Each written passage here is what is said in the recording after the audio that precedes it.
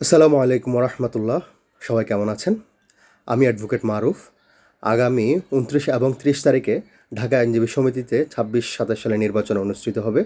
উক্ত নির্বাচনে দুটি দল প্রতিদ্বন্দ্বিতা করছে, সবুজ প্যানেল এবং নীল প্যানেল। এই দুই প্যানেলের যারা নির্বাচন করছেন সবাইকে শুভেচ্ছা রইল এবং সবার প্রতি দোয়া রইল। মূলত আজকে আমি এসেছি যারা নির্বাচন করছেন তাদের কাছে কিছু দাবি দাওয়া নিয়ে। আমি আমার দাবি দাওয়াগুলো পেশ করছি।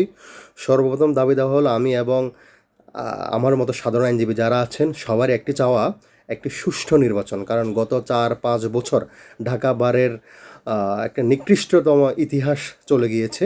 এই ঢাকা বারে জোরপূর্বক নির্বাচন হয়েছিল, জোরপূর্বক ব্যালট বাক্স দখল করে বারকে দখল করা হয়েছিল। এবার যারা নির্বাচন করছেন সবার কাছে একটা আবেদন থাকবে, একটা সুষ্ঠু নির্বাচন। এবার যদি সুষ্ঠু নির্বাচন যদি না হয় তাহলে মনে হয় না আর কখনো সুষ্ঠু নির্বাচন হবে। আর আইনজীবীদের নির্বাচন যদি সুষ্ঠু না হয় আমার মনে হয় না সারা বাংলাদেশের কোথাও সুষ্ঠু নির্বাচন হবে। তাই সবার কাছে অনুরোধ থাকবে আপনারা একটা সুষ্ঠু নির্বাচনের আয়োজন করবেন। সুষ্ঠু নির্বাচনের মাধ্যমে যেই প্যানেল বিজয় হয় আমরা সেই প্যানেলকে সাপোর্ট করব, সেই প্যানেল অনুযায়ী বার চলবে এবং সেই প্যানেলকে যেভাবে সহযোগিতা করার দরকার আমরা সেইভাবে সহযোগিতা করব।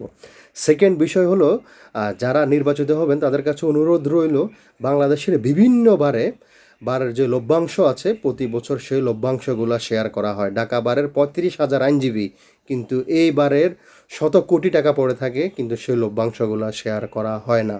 আর একটা দুঃখের বিষয় হলো যে আইনজীবীরা এককালীন টাকা পাবেন, সেই টাকা পাবেন তার মৃত্যুর পরে টাকা পেয়ে লাভ কী?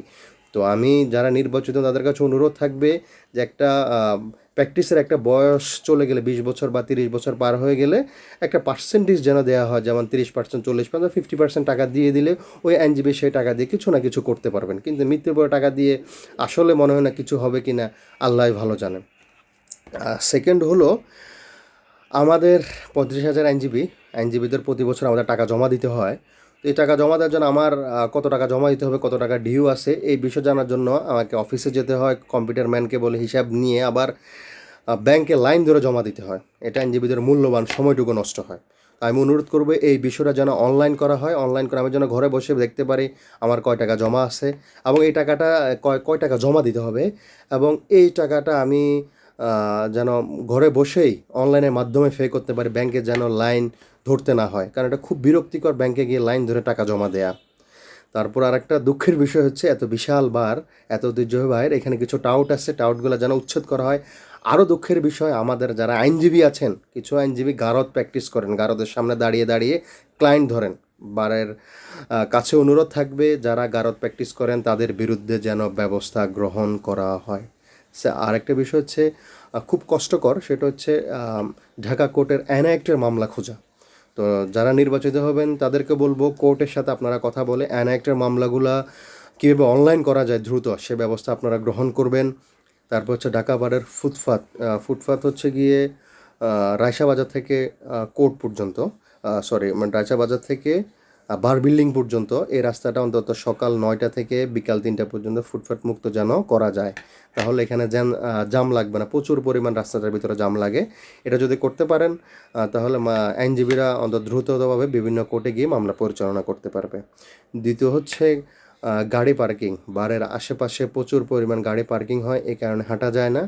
গাড়ি পার্কিং কীভাবে সুন্দরভাবে করা যায় আপনারা সে ব্যবস্থা গ্রহণ করবেন। আরেকটা হচ্ছে বার থেকে বাংলাদেশ সরকার থেকে একটি অনলাইন অ্যাপস, অর্থাৎ আপনার মামলার ডেটের জন্য একটা অনলাইন অ্যাপস চালু করা হয়েছে, ডায়েরি। সেটা কিন্তু বিভিন্ন কোর্ট সেটা মেনটেন করে না। বারের যারা নির্বাচিত হবেন তাদের কাছে অনুরোধ থাকবে কোর্টের সাথে সমন্বয় করে যেন এই অ্যাপসটা ভালোভাবে চালু করা হয়। এটা আপনারা একটু ভালোভাবেই দেখবেন। আর দুঃখের বিষয় হচ্ছে প্রতিটা কোর্ট বিল্ডিংয়ের লিফটগুলো নষ্ট থাকে। যারা নির্বাচিত হবেন আইনজীবীদের জন্য, আপনি একজন আইনজীবীদের জন্য কোর্টের সাথে বাংলাদেশ সরকারের সাথে কথা বলে লিফটগুলো কীভাবে সচল রাখা যায় সেদিকে নজর রাখবেন, এবং বারের লিফটগুলোর অবস্থা খারাপ, সেগুলো কীভাবে উন্নত করা যায় সেই দিকে আপনারা একটু নজর রাখবেন। আবার সর্বশেষ বলছি, আমরা সাধারণ আইনজীবী একটা সুষ্ঠু নির্বাচন চাই, একটা সুষ্ঠু নির্বাচন অনুষ্ঠিত হোক সেটাই চাই। সবাই ভালো থাকবেন। আসসালামু আলাইকুম রহমতুল্লাহ।